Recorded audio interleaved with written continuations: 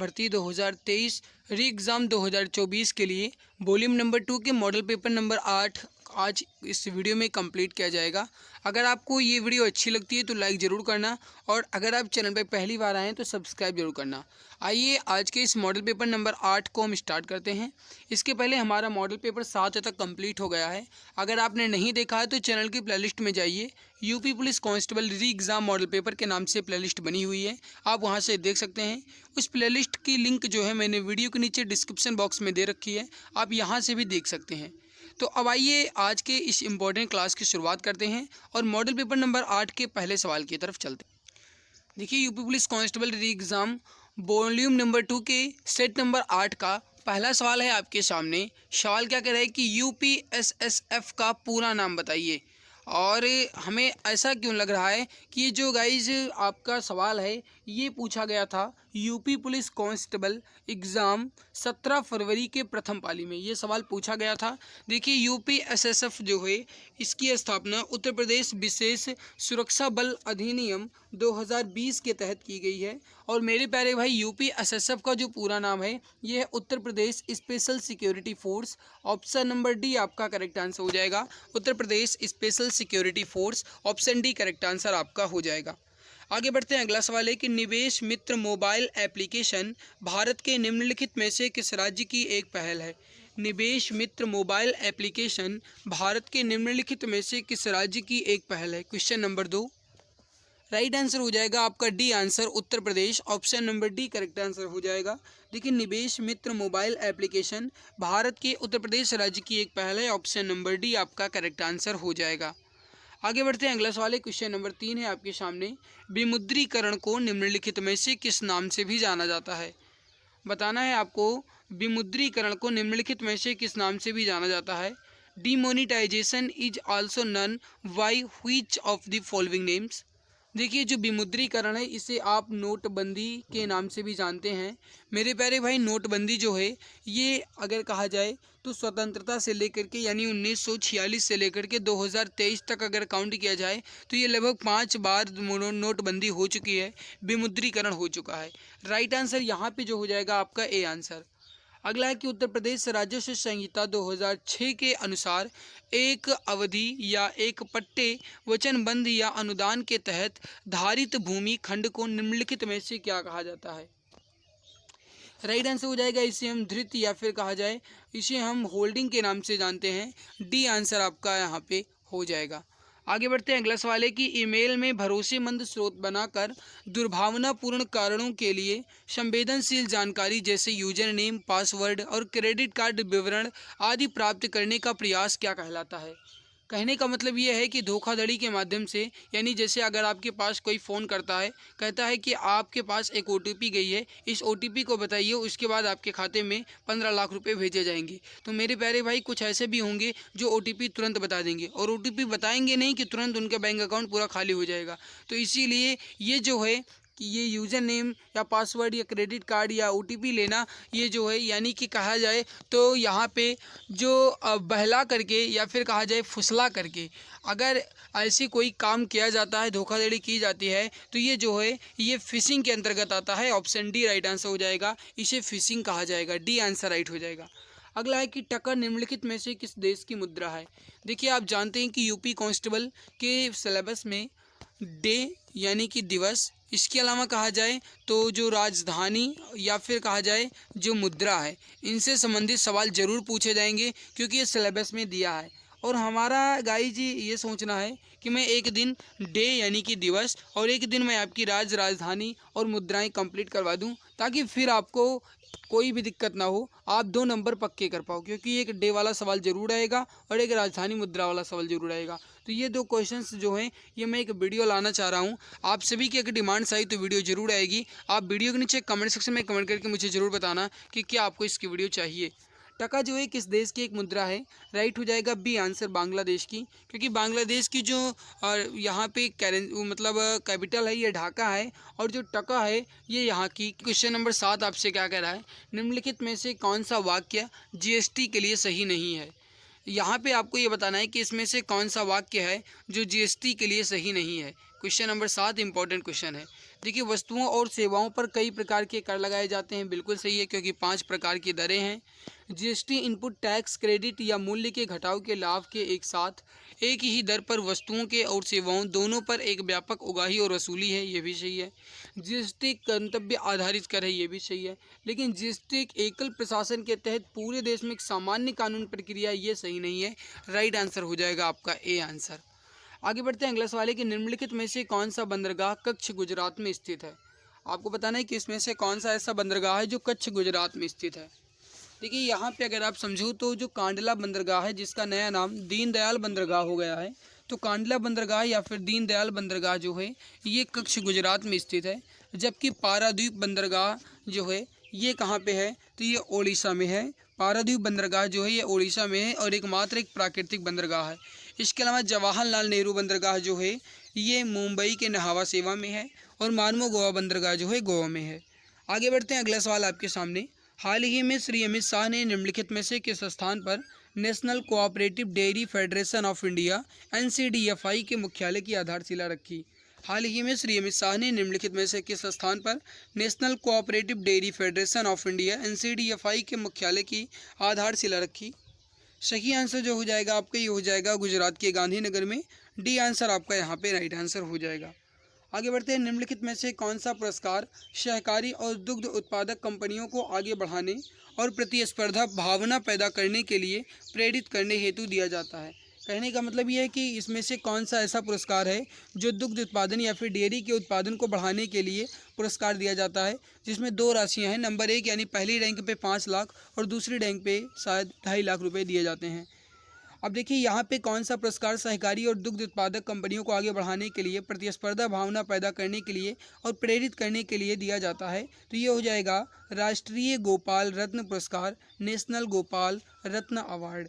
Right हो जाएगा राष्ट्रीय गोपाल रत्न पुरस्कार। ए आंसर आपका करेक्ट आंसर हो जाएगा। आगे बढ़ते हैं, अगला सवाल है आपके सामने। क्वेश्चन नंबर 11 है, केंद्रीय मंत्रिमंडल ने हाल ही में भारत और निम्नलिखित में से किस देश के बीच प्रवासन और गतिशीलता समझौते को मंजूरी दी है। आपको बताना है केंद्रीय मंत्रिमंडल ने हाल ही में भारत और निम्नलिखित में से किस देश के बीच प्रवासन और गतिशीलता को मंजूरी दी है। बताइए राइट आंसर यहाँ पे क्या हो जाएगा। सवाल जो है आपके लिए इम्पोर्टेंट है। सही आंसर हो जाएगा आपका ये हो जाएगा वी आंसर इटली। ऑप्शन बी करेक्ट आंसर आपका हो जाएगा। नेक्स्ट सवाल आपके सामने है, क्वेश्चन नंबर 12 है। हाल ही में भारतीय नौसेना का fast attack craft INS Kabra निम्नलिखित में से किस स्थान पर पहुंचा। आपको बताना है कि हाल ही में भारतीय नौसेना का fast attack craft INS Kabra जो है ये किस स्थान पर पहुंचा।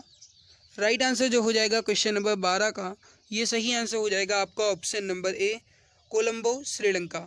Option number A correct answer आपका हो जाएगा। आगे बढ़ते हैं, अगला सवाल है, निम्नलिखित में से कौन खुदाई खिदमतगार के संस्थापक थे।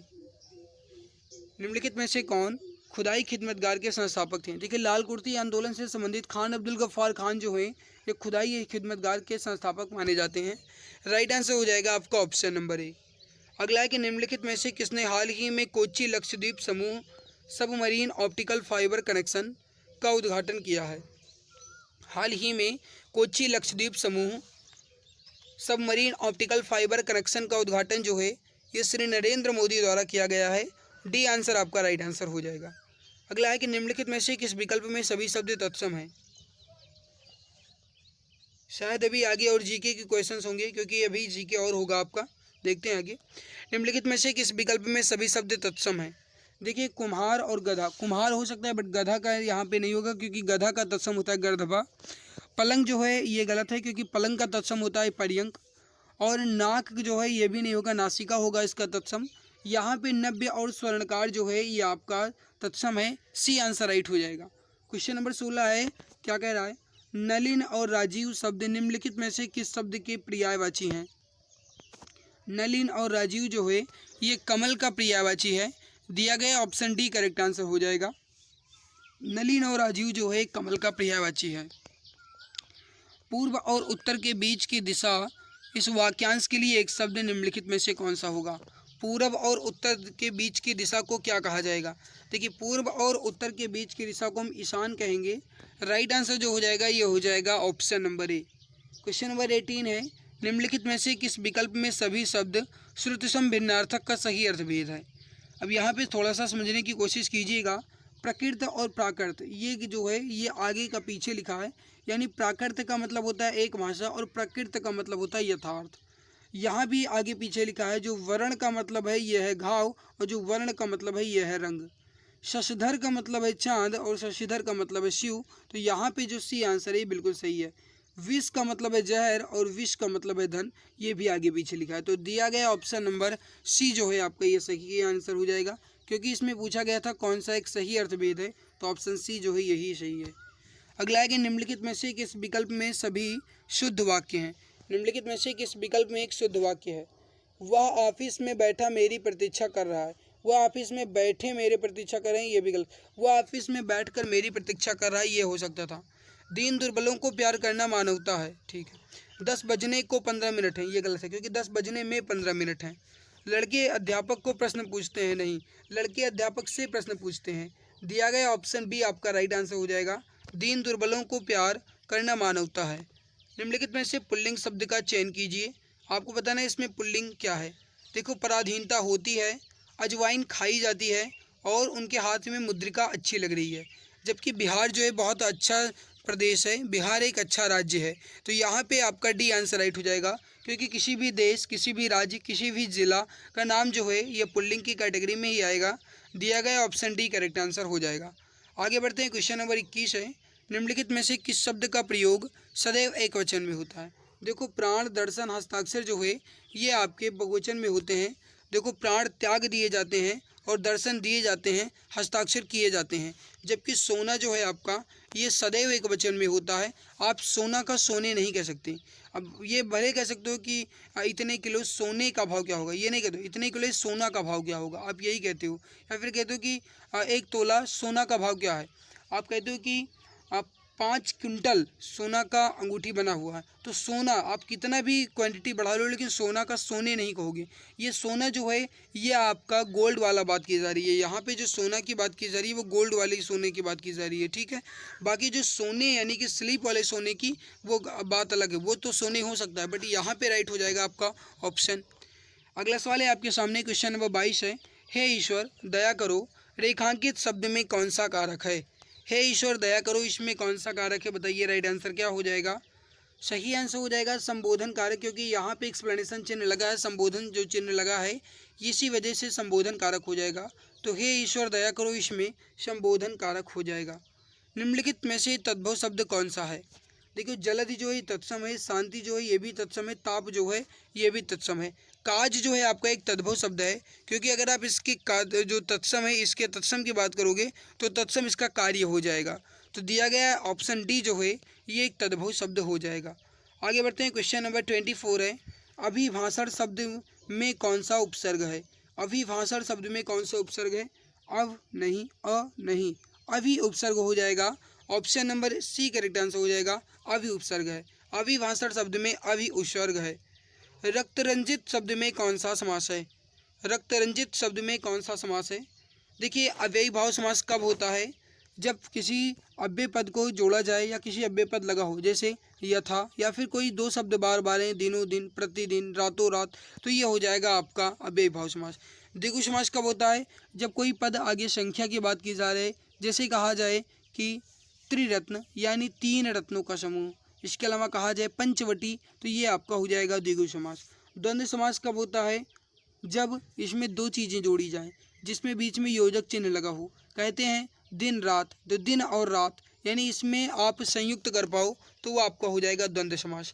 जबकि दिया गया ऑप्शन ए जो है ये तत्पुरुष बिल्कुल सही हो जाएगा, क्योंकि रक्त से रंजित यानी option number A correct answer हो जाएगा। रक्त रंजित में तत्पुरुष समास हो जाएगा। मेरे भाई, अगर आपको ये हमारी मेहनत अच्छी लग रही है तो लाइक ज़रूर कर दिया करो, क्योंकि आपके लाइक, आपके शेयर और आपके सब्सक्राइब करने से ही मुझे मोटिवेशन मिल पाता है। तो प्लीज़ अगर आपको ये हमारी मेहनत अच्छी लग रही है तो वीडियो को लाइक ज़रूर कर दिया करो। और अगर आप चैनल पे पहली बार आए हो तो गाइज़ अपना दिल ज़रूर इसमें दिया करो, यानी कि एक बार वीडियो को दिल की गहराई से लाइक ज़रूर कर दिया करो। तो जो भी हमारे डियर फ्रेंड्स वीडियो को लाइक नहीं किए, मैं एक बार लाइक ज़रूर कर देंगे। और अगर आप चैनल पे पहली बार विजिट किए हैं तो सब्सक्राइब जरूर कर लीजिएगा, ताकि गाइज़ आने वाली हर एक नई क्लास की नोटिफिकेशन आपको समय से मिला करे, क्योंकि मैंने हर एक वीडियो के स्टार्टिंग में आपको ये बता रखा है कि हमारे इस वीडियो की कोई भी टाइमिंग फिक्स नहीं है, मॉडल पेपर की कोई भी टाइमिंग फिक्स नहीं है। इस वजह से मेरे प्यारे भाई, जब भी मुझे टाइम मिलता है मैं आपकी क्लास ले लेता हूँ। तो आप चैनल को सब्सक्राइब कर लोगे तो आपको इसका बेनिफिट मिलता रहेगा, ताकि गाइस जब भी क्लास आपकी स्टार्ट हो तो उसका नोटिफिकेशन जो है ये आपको समय से मिला करे। तो इस वजह से आप चैनल को सब्सक्राइब करके बेल बटन को ज़रूर दबा दीजिएगा। चलिए बढ़ते हैं आगे और अगला सवाल देखते हैं। अगला है कि क्यों, कब, कौन से सर्वनाम के उदाहरण हैं। क्यों, कब, कौन से सर्वनाम के उदाहरण हैं। अनिश्चयवाचक कब होगा, जब कहा जाए कि कोई आ रहा है, या फिर अगर आपसे कहा जाए कि किन्हीं ने यहाँ पे ये दिया, या किसी ने उससे बुलाया है, तो इसमें अनिश्चयवाचक हो जाएगा। निश्चयवाचक कब होगा, जब आप कहोगे ये तुम्हारी गाय है, जिसमें यह जो है आपका निश्चय है, यानी निश्चित हो कि ये आपकी ही है। आपसे कहा जाए कि वह मेरे घर के ऊपर रखी टंकी है, तो वह मेरे घर के ऊपर रखी टंकी है, यानी मेरे घर के ऊपर रखी है, ये मेरा ही निश्चित है, और वह है ये भी निश्चित है, तो ये आपका निश्चयवाचक हो जाएगा। निजवाचक कब होता है, निजवाचक जो होता है ये होता है जब स्वयं के लिए कहा जाए। जैसे कहा जाए कि अगर आप पढ़ोगे तो स्वयं के लिए वर्दी पाओगे, अगर आप स्वयं पढ़ोगे तो स्वयं सफल होगे, यानी जब आप खुद के लिए कहा जाए तब आप कहोगे निजवाचक। प्रश्नवाचक कब होता है, जब किसी से प्रश्न की बात की जाए, क्वेश्चंस की बात की जाए, तो यहाँ पे राइट हो जाएगा वी आंसर। मदिरालय शब्द का सही संधि विच्छेद क्या है। जैसे विद्यालय होता है, जैसे पुस्तकालय होता है, वैसे मदिरालय होता है। मदिरा धन आलय जो है ये मदिरालय का सही संधि विच्छेद हो जाएगा। दिया गया ऑप्शन डी करेक्ट आंसर हो जाएगा। मदिरालय का सही संधि विच्छेद ऑप्शन डी करेक्ट हो जाएगा। अवतरण चिन्ह को और किस नाम से जाना जाता है। निर्देशक चिन्ह कब होता है, जब किसी चीज़ का निर्देश दिया जाए। कोष्टक चिन्ह कब होता है, जब किसी चीज़ को फिर से यानी कि बीच में स्पष्ट करने के लिए लिखा जाए। योजक चिन्ह कब होता है, जब दो विपरीत शब्दों को लिखा जाए। उद्धरण चिन्ह जो है इसे आप उद्धरण चिन्ह के नाम से भी जानते हैं। उद्धरण चिन्ह जो है किसी की कही गई बात को ज्यों का त्यों लिखने के लिए उद्धरण चिन्ह का प्रयोग किया जाता है। दिया गया ऑप्शन डी करेक्ट आंसर हो जाएगा। सही शब्द में किस प्रकार के संख्याबोधक विशेषण का प्रयोग हुआ है। सही शब्द में किस प्रकार के संख्याबोधक विशेषण का प्रयोग हुआ है। सही आंसर जो हो जाएगा आपका ये हो जाएगा सही शब्द में गणनावाचक है, option number A correct answer हो जाएगा गणनावाचक। सही शब्द में गणनावाचक संख्याबोधक विशेषण का प्रयोग हुआ है, ऑप्शन ए राइट आंसर हो जाएगा। राधा ने पायल से चिट्ठी लिखवाई, इस वाक्य में कौन सी क्रिया है। राधा ने पायल से चिट्ठी लिखवाई, इसमें कौन सी क्रिया है। अब देखिए थोड़ा सा समझने की कोशिश कीजिएगा। राधा ने पायल से चिट्ठी लिखवाई है, यानी काम खुद ना करके किसी दूसरे से करवाया जाए, तो इसमें प्रेरणार्थक क्रिया हो जाएगी। राइट हो जाएगा आपका ऑप्शन नंबर ए प्रेरणार्थक क्रिया है, ऑप्शन ए करेक्ट आंसर आपका हो जाएगा। आगे बढ़ते हैं, क्वेश्चन नंबर 31 है चिल्लाहट में कौन सा प्रत्यय है। चिल्लाहट में कौन सा प्रत्यय है। देखो चिल्लाहट में आहट प्रत्यय है, ऑप्शन नंबर ए आपका करेक्ट आंसर हो जाएगा आहट प्रत्यय। अगला सवाल है आपके सामने। सवाल क्या कह रहा है कि राम अभी सोएगा, इस वाक्य में कौन सा वाच्य है। राम अभी सोएगा, इसमें कर्मवाच्य है, option number D correct answer हो जाएगा कर्मवाच्य है, ऑप्शन डी करेक्ट आंसर हो जाएगा। तिल का ताड़ बनाना, इस मुहावरे का सही अर्थभेद बताइए। तिल का ताड़ बनाना, इस मुहावरे का सही अर्थभेद क्या है। Question number 33। This question is very important for exam. जल्दी जल्दी बताइए राइट आंसर यहाँ पे क्या हो जाएगा। वीडियो अच्छी लगी लाइक जरूर कर देना भाई। देखो तिल का ताड़ बनाना मतलब किसी भी साधारण बात को बढ़ा चढ़ा करके कहना, यानी इसमें अतिशयोक्ति का अगर प्रयोग किया जाए तो उसे कहते हैं तिल का ताड़ बनाना। राइट आंसर जो हो जाएगा ये हो जाएगा ऑप्शन नंबर ए, यानी घुमा फिरा करके बातें करना। तो यहाँ पे राइट आंसर जो हो जाएगा ये हो जाएगा option number A correct answer हो जाएगा। चलिए आगे बढ़ते हैं, अगला सवाल है क्वेश्चन नंबर 34 है परोक्ष का विलोम शब्द क्या है। परोक्ष का विलोम शब्द क्या है। राइट हो जाएगा प्रत्यक्ष, यानी option number D correct answer हो जाएगा। परोक्ष का विलोम जो है ये प्रत्यक्ष हो जाएगा, option number D correct answer आपका हो जाएगा। अगला है कि चमड़ी जाए पर दमड़ी ना जाए, इस लोकोक्ति का अर्थ निम्नलिखित में से कौन सा है। चमड़ी जाए पर दमड़ी ना जाए, इस लोकोक्ति का अर्थ निम्नलिखित में से कौन सा है। जान चली जाए पर पैसा ना जाए, पैसे का बहुत मोह होना, अत्यधिक कंजूस होना, ये आपका राइट हो जाएगा, option number C correct answer हो जाएगा अत्यधिक कंजूस होना, यानी चमड़ी जाए पर दमड़ी ना जाए, ऑप्शन सी करेक्ट आंसर हो जाएगा। आगे बढ़ते हैं, अगला सवाल है कि क्रोध किस रस का स्थायी भाव है। क्रोध जो है ये किस रस का स्थायी भाव है। राइट हो जाएगा आपका ये हो जाएगा ऑप्शन नंबर बी रौद्र रस का। वीर रस जो है ये इसका स्थायी भाव होता है उत्साह, भयानक का जो होता है ये होता है अद्भुत, और विभत्स का तो आप जानते ही हैं। अब मेरे प्यारे भाई मैं आपको यहाँ द्वितीय और चतुर्थ चरण में कितनी मात्राएं होती हैं 37 नंबर सवाल का आंसर बताइए, तब तक हम आ रहे हैं।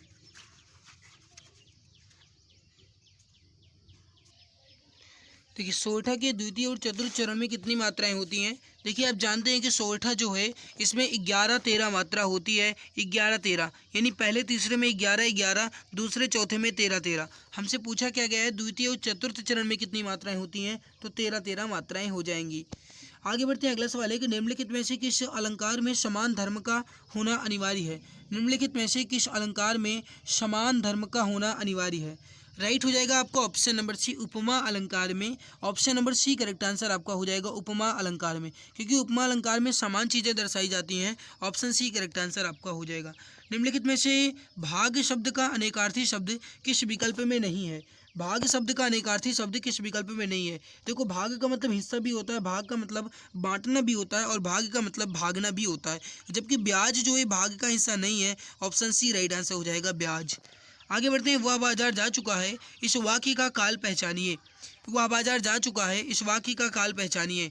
आसन्न काल या फिर आसन्न भूतकाल या फिर कहा जाए पूर्ण वर्तमान काल। राइट आंसर हो जाएगा आपको ऑप्शन नंबर ए आसन्न भूतकाल या फिर पूर्ण वर्तमान काल। ऑप्शन ए राइट आंसर हो जाएगा। संदिग्ध वर्तमान काल कब होगा, जब किसी चीज़ का संदिग्ध हो, यानी कि वह बाजार जा सकता है, तो आप कह सकते हैं इसमें कि इसमें संदिग्ध है। सामान्य वर्तमान कब होगा, वह बाजार जाता है, तब इसमें सामान्य होगा। पूर्ण भूतकाल कब होगा, वह बाजार गया था, तब इसमें पूर्ण भूतकाल हो जाएगा। आगे बढ़ते हैं, निम्नलिखित गद्यांश को पढ़कर प्रश्न के उत्तर दीजिए। मैं एक बार इस गद्यांश को पढ़ लेता हूँ, छोटा मोटा गद्यांश है, बहुत बड़ा गद्यांश नहीं है। भारत भयंकर अंग्रेजी मोह की दुरवस्था से गुजर रहा है। इस दुरवस्था का एक भयानक दुष्परिणाम यह है कि भारतीय भाषाओं के समकालीन साहित्य पर उन लोगों की दृष्टि नहीं पड़ती जो विश्वविद्यालयों के प्रायः सर्वोत्तम छात्र थे और अब शासन तंत्र में ऊंचे ओहदों पर काम कर रहे हैं। इस दृष्टि से भारतीय भाषाओं के लेखक केवल यूरोपीय और अमेरिकी लेखकों से हीन नहीं, बल्कि उनकी किस्मत मिस्र, बर्मा, इंडोनेशिया, चीन और जापान के लेखकों की किस्मत से भी खराब है, क्योंकि इन सभी देशों के लेखकों की कृतियाँ वहाँ के अत्यंत सुशिक्षित लोग भी पढ़ते हैं। केवल हम ही हैं जिनकी पुस्तकों पर यहाँ के तथाकथित शिक्षित समुदाय की दृष्टि प्रायः नहीं पड़ती। हमारा तथाकथित उचित शिक्षित समुदाय जो कुछ पढ़ना चाहता है उसे अंग्रेजी में ही पढ़ लेता है, यहाँ तक कि उसकी कविता और उपन्यास पढ़ने की तृष्णा भी अंग्रेजी की कविता और उपन्यास पढ़कर ही समाप्त हो जाती है, और उसे यह जानने की इच्छा ही नहीं होती कि शरीर से वह जिस समाज का सदस्य है उसके मनोभाव उपन्यास और काव्य में किस की अदा से व्यक्त हो रहे हैं।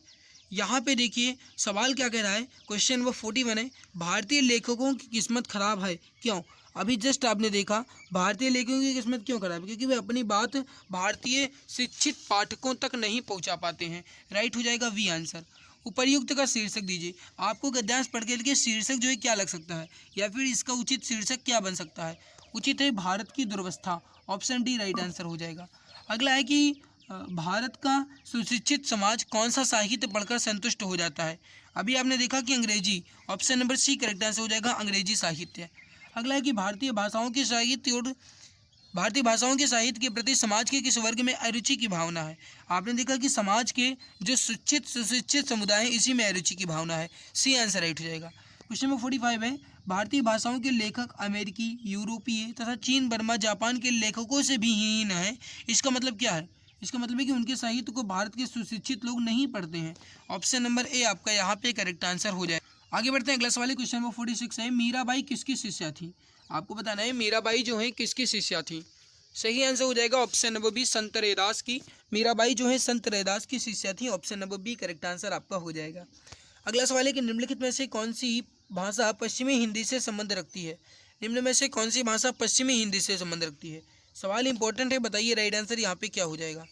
सही आंसर हो जाएगा आपको ऑप्शन नंबर बी बांगुरू भाषा। ऑप्शन नंबर बी आपका जो है करेक्ट आंसर हो जाएगा। बांगुरू भाषा जो है ये आपकी पश्चिमी हिंदी से संबंध रखती है। आगे बढ़ते हैं, अगला सवाल है आपके सामने कि निम्नलिखित में से नहीं कौन से प्रकार का रीतिवाचक क्रिया विशेषण है। नहीं जो है आपका ये निषेधवाचक क्रिया विशेषण है। राइट उत्तर जो हो जाएगा आपका ऑप्शन नंबर ए करेक्ट हो जाएगा। निम्नलिखित में से समुद्र शब्द का पर्यायवाची शब्द कौन सा है। आपको बताना है इसमें से समुद्र का पर्यायवाची शब्द कौन सा होगा। राइट हो जाएगा आपका ऑप्शन नंबर सी रत्नाकर। रत्नाकर जो है समुद्र का पर्यायवाची शब्द हो जाएगा, option number C correct answer हो जाएगा। अगला है कि मेघ और मेध शब्द का श्रुतिसम भिन्नार्थक शब्द का सही अर्थ बताइए। देखो, मेघ का मतलब होता है बादल और मेध का मतलब होता है आपका यज्ञ, ऑप्शन सी राइट हो जाएगा। स्त्री जो अभिनय करती हो वाक्यांश के लिए एक शब्द का चयन कीजिए। स्त्री जो अभिनय करती हो उसे हम अभिनेत्री कहेंगे, option number B correct answer हो जाएगा अभिनेत्री। स्त्री जो गाना गाती हो उसे गायिका, स्त्री जो नर्तक करती हो उसे नर्तिका, और जो स्त्री नायक हो उसे नायिका।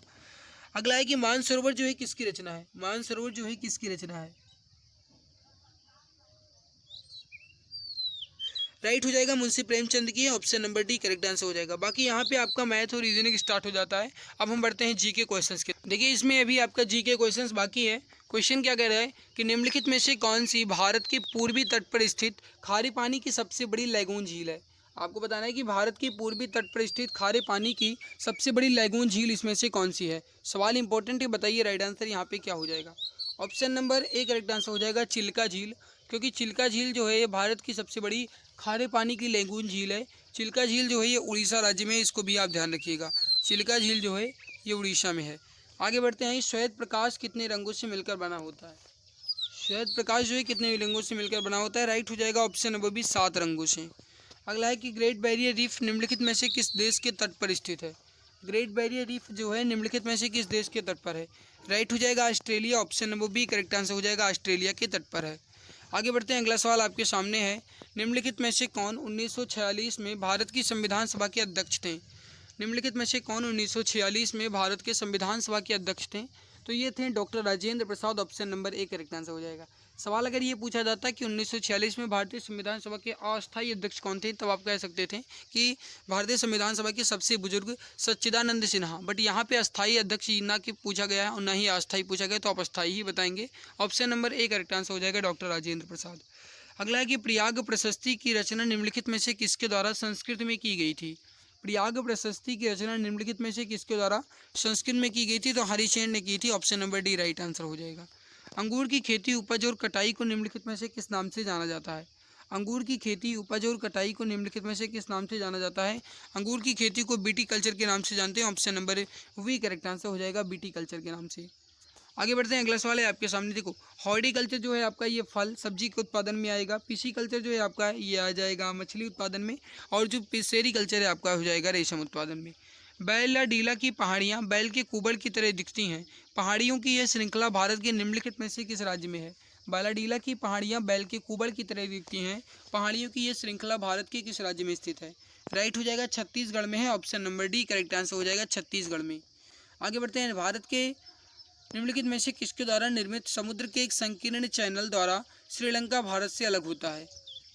यहाँ पे जो राइट आंसर हो जाएगा ये हो जाएगा पाक, जलडमरू मध्य और मन्नार की खाड़ी, option number C correct answer हो जाएगा पाक, जलडमरू मध्य और मन्नार की खाड़ी के द्वारा। आगे बढ़ते हैं, अगला सवाल है कि सोनपुर पशु मेला हर वर्ष भारत के निम्नलिखित में से किस राज्य में आयोजित किया जाता है। सोनपुर पशु मेला हर वर्ष भारत के निम्नलिखित में से किस राज्य में आयोजित किया जाता है। सही उत्तर हो जाएगा बिहार में, option number D correct answer हो जाएगा बिहार में। विश्व पुस्तक दिवस प्रत्येक वर्ष किस दिन मनाया जाता है। ये सवाल जो है बहुत ज़्यादा इंपॉर्टेंट है, क्योंकि गाइस ये सवाल जो है आपका ये अभी हाल ही में दिल्ली पुलिस में भी आया था, इसके अलावा यूपी पुलिस में भी ये सवाल पूछा गया है। राइट हो जाएगा 23 अप्रैल को विश्व पुस्तक दिवस मनाया जाता है, option number D correct answer हो। अगला सवाल है आपके सामने, सवाल है कि निम्नलिखित में से किस राज्य के कुछ हिस्से में 400 साल पहले नहर सिंचाई की एक स्थानीय प्रणाली विकसित हुई थी जिसे कुल्लह कहा जाता था। क्वेश्चन नंबर 137 से बताइए राइट आंसर यहाँ पे क्या हो जाएगा। सही आंसर जो हो जाएगा ये हो जाएगा हिमाचल प्रदेश में, option number B correct answer हो जाएगा हिमाचल प्रदेश में। भारत की जनगणना संगठन के लिए सर्वोच्च पद कौन सा है। भारत में जनगणना संगठन के लिए सर्वोच्च पद कौन सा है, राइट हो जाएगा महारजिस्ट्रार और जनगणना आयुक्त Bharat, option C correct answer हो जाएगा महारजिस्ट्रार और जनगणना आयुक्त भारत। कुमार संभोम निम्नलिखित में से किस लेखक की साहित्यिक कृति है। कुमार संभोम जो है निम्नलिखित में से किस लेखक की साहित्यिक कृति है, कहने का मतलब है कुमार संभोम किसकी रचना है। ये जो है महाकवि तुलसीदास की, ऑप्शन नंबर बी राइट हो जाएगा महाकवि तुलसीदास की। अगला है कि नेशनल एल्यूमिनियम कंपनी लिमिटेड यानी नाल्को का पंजीकृत कार्यालय निम्नलिखित में से किस स्थान पर है। नाल्को का एक पंजीकृत कार्यालय जो है निम्नलिखित में से किस स्थान पर है, 140 नंबर सवाल। राइट हो जाएगा आपका option number B Bhubaneswar Orissa में, option number B correct answer हो जाएगा भुवनेश्वर उड़ीसा में। विश्व स्वास्थ्य संगठन WHO का मुख्यालय निम्नलिखित में से किस स्थान पर है। देखो विश्व स्वास्थ्य दिवस जो है 7 अप्रैल को मनाया जाता है। विश्व स्वास्थ्य संगठन यानी WHO का मुख्यालय जो है ये स्विट्जरलैंड के जिनेवा में है। ऑप्शन नंबर सी राइट हो जाएगा, स्विट्जरलैंड के जिनेवा में। अगला है कि किसी देश के शहरी क्षेत्रों में रहने वाली अनुपातिक जनसंख्या में वृद्धि को निम्नलिखित में से क्या कहा जाता है।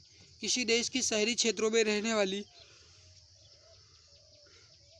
अनुपातिक जनसंख्या में वृद्धि को क्या कहा जाएगा, शहरीकरण कहा जाएगा।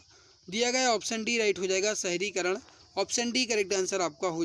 अगला सवाल क्वेश्चन नंबर 43 है कि उत्तर प्रदेश में स्थित भदोही निम्नलिखित में से किस कला के लिए प्रसिद्ध है। भदोही जो है किस कला के लिए प्रसिद्ध है, राइट हो जाएगा यहाँ पे, ये हो जाएगा कालीन बुनाई यानी कारपेंट वीविंग के लिए। ऑप्शन नंबर डी राइट हो जाएगा, कालीन बुनाई के लिए। अगला है कि निम्नलिखित में से कौन सा उत्तर प्रदेश का एक राज्य वृक्ष है। देखो ना तो बांस है, ना ही बाज है, और ना ही यहाँ पे बरगद है, तब क्या है।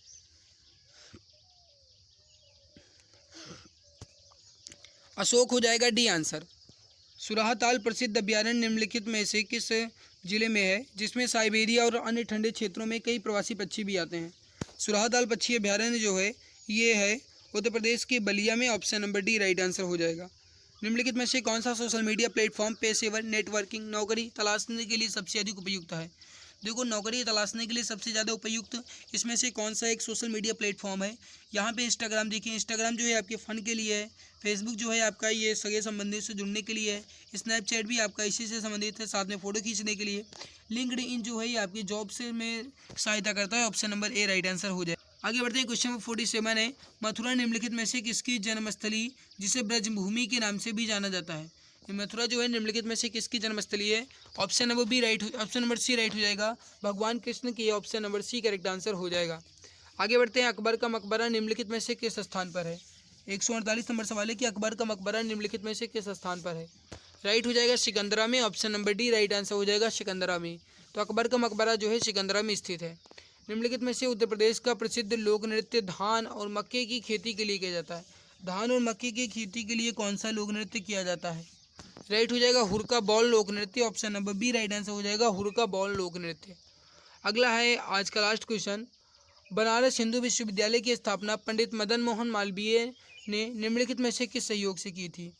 बताइए इसका राइट आंसर क्या हो जाएगा। पंडित मदन मोहन मालवीय के द्वारा BHU की स्थापना किसके सहयोग से की गई थी। राइट हो जाएगा आपका एनी बेसेंट के सहयोग से। Option number A correct answer हो जाएगा, एनी बेसेंट के सहयोग से। तो गाइज यहाँ पे आपका जो जीके है, जो आपका हिंदी है, कंप्लीट हो गया है। ये आपके सामने आंसर की रही है। अगर आपको लेना है तो आप इसे टेलीग्राम से ले सकते हैं।